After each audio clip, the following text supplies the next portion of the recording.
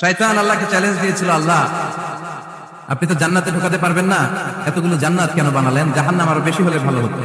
আল্লাহ বললেন কেন? শয়তান বলে, আল্লাহ এই সবগুলার আমি ওয়াসওয়াসা দিয়ে মুনাফিক বানিয়ে নাস্তিক বানিয়ে জাহান্নামে ঢুকাবো। আমি চ্যালেঞ্জ দিলাম, ডান দিক থেকে ধোকা দেবো, বা থেকে, সামনে থেকে, পেছন থেকে, নিচ থেকে, রগের শিরা উপশিরায় ঢুকে, মাজরার দাম যেখান দিয়ে রক্ত চলাচল করে ওখানে ঢুকেও আমি ধোকা দেবো। আপনি জান্নাতে ঢুকাবেন কেন? আল্লাহ বললেন তুমি আমারও চ্যালেঞ্জ দাও, এত বড় সাহস? আমি তো সব রাজার বড় রাজা, মহারাজা। চিৎকার করে বলেন ঠিক না? মহারাজার সাথে চ্যালেঞ্জ দেয়া যায় না। তুমি আমাকে চ্যালেঞ্জ দাও, আমিও তোমার চ্যালেঞ্জ নিলাম। তুমি আজীবন ধোকা দিবা, আজীবন তুমি গোমরা করবা, বেনামাজি বানাবা, জালিম বানাবা। কিন্তু আমার বান্দা কোন তাফসীরুল কোরআনের মাহফিলে এসে, কোন এক ওয়াক্তের নামাজে মসজিদে ঢুকে, অথবা মাঝরাতে ঘুম ভেঙে গেলে তাহাজ্জুদের জায়নামাজে চোখের পানি ছেড়ে যখন ক্ষমা চাইবে, আমি সব গুনাহ মাফ করে দেব, তুই কি করবি?